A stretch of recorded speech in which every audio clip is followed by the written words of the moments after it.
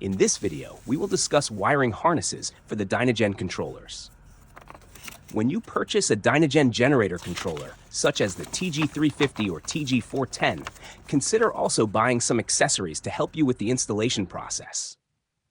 To connect your engine or generator to the DynaGen controller, you will need both Molex and AMP connectors. AMP-type connectors are used for AC connections, such as voltage sensing and current transformers. For everything else, there are different Molex Mini-Fit Jr connectors. It's not easy to do yourself if you do not have the proper crimping tools and parts on hand.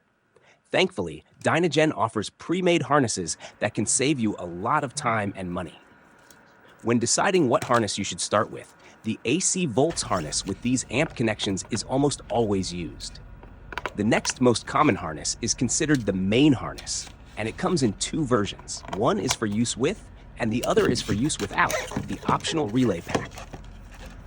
Additionally, the expansion and communication connectors are used for CANbus, Modbus, and speed sensing using a magnetic pickup sensor. There is also a specific harness if you use current sensors to measure power on the TG410 controller. It would help if you chose these pre-made wiring harnesses instead of making your own. With DynaGen wiring harnesses, each wire is color-coded and clearly labeled, making installation easy. Additionally, example wiring diagrams show how to use these harnesses, helping you determine the right one for your needs.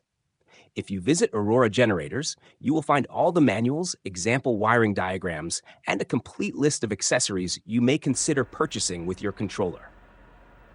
DynaGen harnesses are color-coded and labeled, eliminating guesswork about which wire goes where and what function it serves. DynaGen wiring harnesses are inexpensive and can facilitate upgrading and adding these rugged controllers to your generator or other engine-powered equipment. We recommend using only 18-gauge machine tool wire for all wiring connections, with the exception of the higher power terminals on the optional relay pack. The user manuals for these controllers cover other critical considerations. We frequently refer to the typical wiring diagram even after using these controllers for many years. It is self-explanatory, with examples that vary only depending on the type of accessories you are connecting and how you wish to configure some spare inputs. For more tips and tutorials, subscribe to our channel and visit our website, www.auroragenerators.com. Thanks for watching. See you next time.